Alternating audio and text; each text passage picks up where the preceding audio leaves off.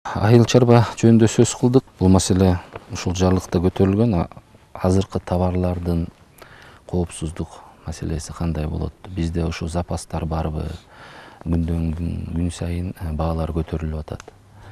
Андан сырткары ушул кандай чаралар көрүлүүдө?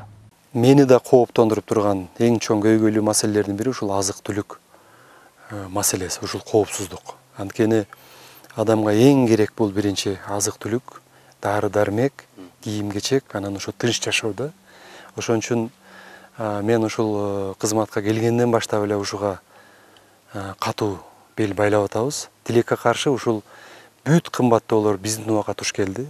Өзүңөр көрүп, былтыры мына пандемияда бүт чек ара жабылды.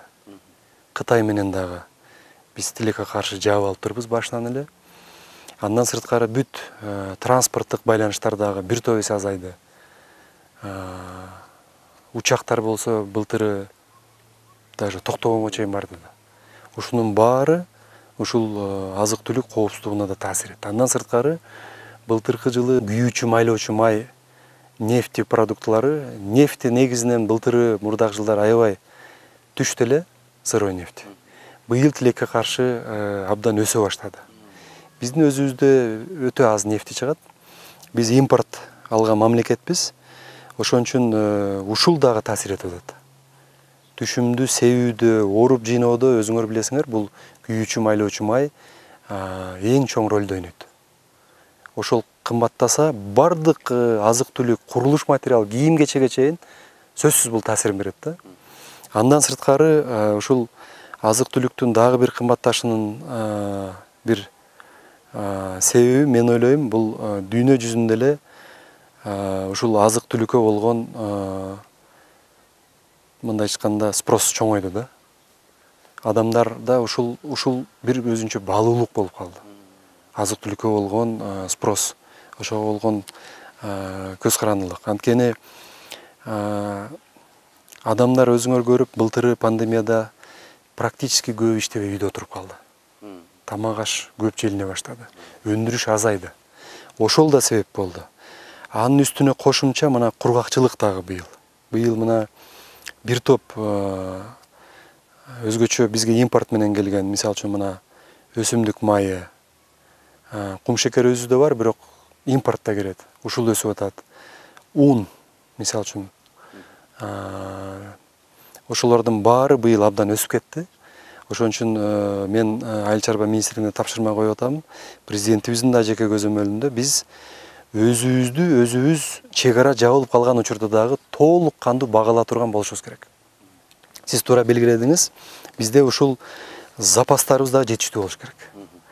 Тилекке каршы бизде ушул запастар дагы аз экен. Бүгүнкү күндө быйыл жазында эле мына 300 миллион сомдон ашык каражат бөлүп, ушул атайын 1 миллион литрден ашык өсүмдүк майын биз запаска киргиздик элек.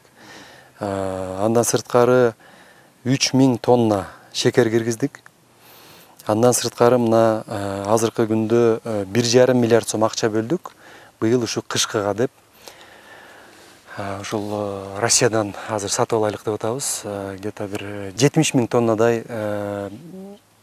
буудай сатып алышыбыз керек. 100 000 тоннадай кылып жеткиришибиз керек да. Андай кылбасак, мен ойлойм, быйыл кышка барып да кандай кымбаттайт, аны бир Кудай билет. Бирок мен ойлойм, элдерибиз көп деле мындай кооптонбосо болот. Анткени азыр un ташуучулар, буудай ташуучулар менен да меморандум түздүк. Өзүңөр көрүп, жакында эле мен кол койдум. Ушул дан эгиндерин импорттогон, биздин un ташыган биздин ишкерлерди биз ошолорду кошумча салык НДСтен бошоттук 1 жылга. Бул дагы баанын түшүшүнө, биздин өлкөгө көбүрөөк ушул дан эгиндерин келишине бир өбөлгө түзөт. Андан сырткары өзүңүздөр көрүп, мына тоют дагы абдан кымбаттап баратат. Бүгүнкү күндө бир баага токтолуп, мындай бир стабилдешип келатат. Анан ушул жаатта дагы биздин мал жандыктарды дагы сактоо максатында кыштан коркпой чыга тургандай кылып, бизге келе турган тоюттардын дагы баасын төмөндөтүү максатында биз салыктардан бошоттук. Бүгүнкү күндө мына Өзбекстандан кирип атат бизге тоют арзаныраак болуп, Россиядан келе баштады, ушул арпа, жем. Мен ойлойм ушул жаатта дагы бир топ маселелер чечебиз. Андан сырткары эл аралык деңгээлде 30 000 тонна ак кант, 50 000 тонна тростник канттын үчүнчү өлкөлөрдөн пошлинасыз алып келүүгө биз макулдаштык. Бул дагы азык-түлүк коопсуздугуна бир топ жакшы өбөлгө түзөт. Мен ойлойм, негизги максат ушул быйыл кыштан Кудай буйруса жакшы чыгуу. Элибизди ушу азык-түлүк менен толук камсыздоо. Андан сырткары ушул биздин мал жандыктарды дагы тоют менен камсыздоо боюнча бүгүнкү күндө атайын тез арадагы иш-чаралар жүрүп жатат.